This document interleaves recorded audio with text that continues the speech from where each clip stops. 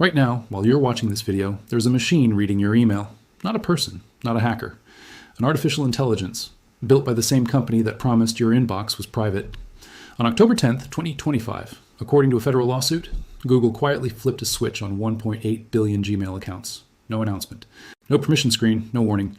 And most people watching this video still have that switch turned on right now, without ever knowing it exists. So today, I'm going to show you exactly what happened, what Google is really doing with your inbox, and how to turn it off in under 2 minutes. But first, you need to understand how deep this actually goes. Let's start with a simple question. When was the last time you actually read a settings page in Gmail? Be honest, for most of us, the answer is never. We open the app, we read our messages, we reply, we close it. We treat our inbox like a private room, a place where our bank statements, our medical reports, our job offers, our family photos, and our most personal conversations all live together, behind a password, behind a lock. That assumption, that your inbox is a locked room, is the foundation of this entire story, because according to a class action lawsuit filed in California, that lock was quietly changed. And the new key doesn't belong to you. Here's what allegedly happened. The lawsuit, filed on November 11th, 2025 in federal court in California, claims that on or around October 10th, 2025, Google changed a critical privacy setting for its users, a feature called Smart Features, which connects Google's Gemini artificial intelligence to your Gmail, your Google Chat, and your Google Meet, had previously been something you had to choose to turn on. An opt-in. Your decision. Your consent. But according to the complaint, Google flipped that model upside down. The feature was allegedly switched on by default for everyone, silently.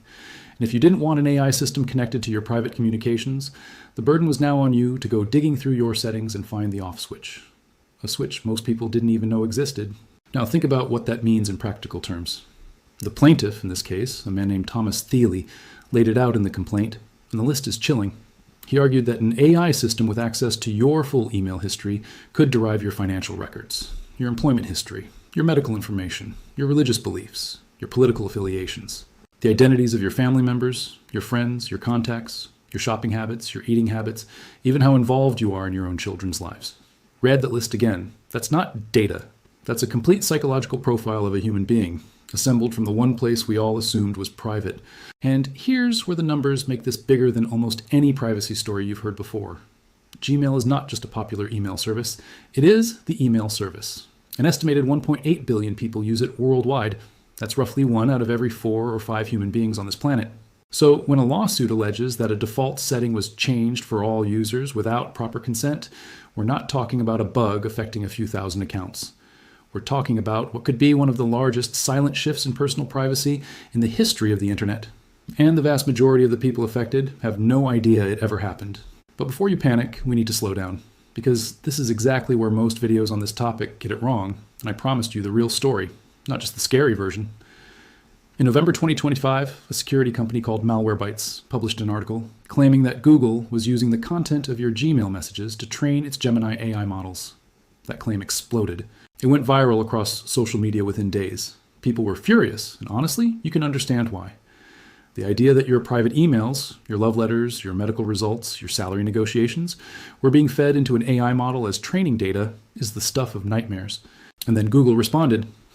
A company spokesperson called the reports misleading and stated clearly, on the record, Google does not use your Gmail content to train the Gemini AI model. The spokesperson insisted that no settings had been secretly changed and pointed out that smart features have existed in Gmail for many years. And here's the part that most viral videos conveniently leave out. Malwarebytes itself went back, re-examined Google's documentation, and issued a correction. After a closer look, they concluded that Google does not appear to be using your email content to train its AI. Google's official policy for Workspace states that it does not use your data to train or improve the generative AI models that power Gemini, Search, and other systems outside of Workspace without permission. So case closed, right? Panic over? Everyone go home? Not so fast, because this is where the story gets genuinely interesting, and where the real issue that almost nobody is talking about comes into focus. There is a massive difference between two things that sound similar but are worlds apart. Training an AI on your emails and letting an AI read your emails. Google denies the first one, but the second one? That's not a conspiracy theory. That's literally how the product works. And Google describes it openly in its own documentation. Here's what smart features actually do in Google's own explanation. When the setting is on, Google uses your content and your activity across Gmail, Chat, and Meet to personalize your experience. In practice, that means the system scans your emails to power things like automatic categorization, sorting your mail into primary, social, and promotions. It powers Smart Compose, those little gray text suggestions that finish your sentences. It powers Smart Reply, the one-tap responses. It creates summary cards at the top of your email showing your package, tracking, or flight details. It can pull events from your inbox straight into your calendar. Every single one of those features requires software to read and understand the content of your messages. That is the trade. Convenience in exchange for access. And in January 2026, that trade got dramatically bigger. Google began rolling out what it calls the new AI-powered Gmail experience in the United States, built on Gemini 3, its most advanced model. The centerpiece is something called the AI inbox. Instead of a simple chronological list of messages, Gmail now shows you a prioritized overview, surfacing what it thinks is urgent, highlighting messages from people it has decided are your VIPs, flagging emails with time-sensitive language. AI overviews, which used to be an optional button, now appear automatically at the top of long email threads, summarizing the conversation for you. Think about what that requires. For Gmail to decide who your most important contacts are, it has to analyze your relationships. For it to know what's urgent, it has to understand the meaning of your messages, not just keywords, but context, tone, intent. Your email service is no longer a mailbox. It has become an active participant in your communication, one that reads everything, understands everything, and makes judgments about everything. Now, let's return to that lawsuit, because this is where the legal battle reveals the real stakes. The case, Othello v. Google, didn't actually hinge on the training question at all. The plaintiffs made a sharper argument. They said, even if Google isn't training its models on our emails, the act of having an AI system scan, analyze, and process our private communications without our knowledge or consent is itself a violation of the law. They pointed to the California Invasion of Privacy Act, a law that prohibits recording confidential communications without consent. They invoked the Federal Stored Communications Act, California's constitutional right to privacy, and a legal concept called intrusion upon seclusion, the idea that some spaces in your life are simply off-limits without permission. And they highlighted one detail that, frankly, is hard to defend. Even after the setting was allegedly switched on by default, the wording in Google's own settings page still read like an opt-in. When you turn this setting on, you agree. The plaintiff's argument was brutal in its simplicity. How can I agree to something by turning it on when you already turned it on for me? And here's the update that makes this video different from every video made about this story last year, because most creators covered the lawsuit when it was filed and never followed up. On July 7th, 2026, just days ago, a federal judge in California ruled on Google's motion to dismiss, and Google won. The judge threw out the case. But, and this is the part you need to hear carefully, the judge did not rule that Google was innocent. The case was dismissed because the plaintiffs failed to allege their harm with enough specificity. In plain English, they couldn't point to exactly which of their emails were accessed and exactly what damage resulted. The judge dismissed the case with permission to amend, meaning the plaintiffs have been given the chance to rewrite their complaint with more detail and come back. This fight is not over. It has barely begun. And if you think Google's track record makes the benefit of the doubt easy to give, there's one more piece of context you deserve to know. In September 2025, just weeks before this whole Gemini controversy erupted, a federal jury ordered Google to pay $425 million in a separate privacy case called Rodriguez versus Google. In that case, the jury found that Google had collected data from users' app activity, even after those users had turned off a privacy setting called web and app activity. Let me say that again, because it's the single most important sentence in this video. A jury found that Google kept collecting data after users turned the privacy setting off. Roughly 98 million users were affected.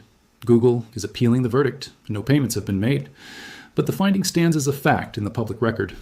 So when Google says, just toggle the setting and you're fine, an American jury has already concluded, at least once, that the toggle didn't do what users thought it did. Now, let's be fair and balanced here, because your trust matters more to me than your fear. Google scanning emails is not new. For years, Gmail scanned messages to show targeted ads, a practice it publicly ended for personal accounts back in 2017 after years of criticism. Gmail has always scanned messages for spam filtering and virus protection, and honestly, thank God it does, because those filters block phishing attacks that could empty your bank account. The company also insists that no human employees are reading your private messages, and there is no credible evidence that they are. And Google offers genuinely stronger privacy commitments to its paying workspace business customers, with contractual guarantees about data use. But notice what that last point quietly reveals. There's a two-tier system. Businesses that pay get stronger privacy protections. The 1.8 billion of us using free Gmail, we're on the other tier. And in the technology world, there's an old saying that has never felt more true. If the product is free, you are the product. There's also a security dimension to this that has nothing to do with Google's intentions at all. When you connect a powerful AI to an inbox, you create a brand new attack surface that hackers are actively probing. Researchers have demonstrated a technique called prompt injection, where an attacker sends you an email containing hidden instructions, invisible to you, but readable by the AI. The AI processes the email, encounters the hidden commands, and can potentially be manipulated into doing things like generating fake security warnings designed to phish you. Mozilla researchers flagged exactly this kind of vulnerability in Gmail's Gemini integration. Google responded, saying it deployed a layered security approach to defend against malicious prompts, and later testing suggested the specific bug was patched. But the lesson stands. Every AI you connect to your private data isn't just a feature, it's a door, and doors can be forced open.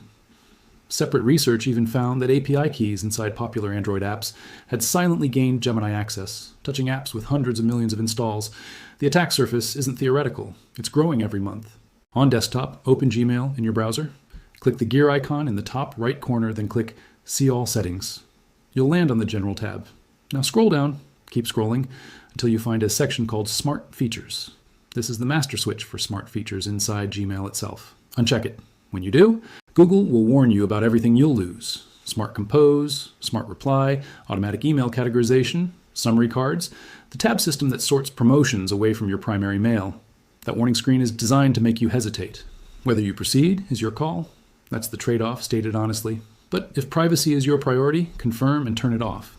You're not done. This is the step most people miss. And it's the difference between thinking you're protected and actually being protected. In that same settings area, just below the Gmail Smart Features option, there is a second separate setting for smart features across other Google products, governing how your Gmail, chat, and Meet data personalizes your experience in things like Google Workspace and other Google services. It's a completely independent toggle. Turning off the first one does not turn off the second one. Disable that one too.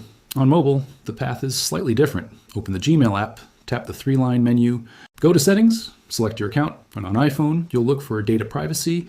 On Android, you'll tap into your account settings and find the Smart Features toggles there. Same rule applies. There are multiple switches. Turn off all of them. And if you want to go one level deeper, the level most videos never mention, go to your Google account itself, not just Gmail. Open your Google account settings and look for Gemini Apps activity.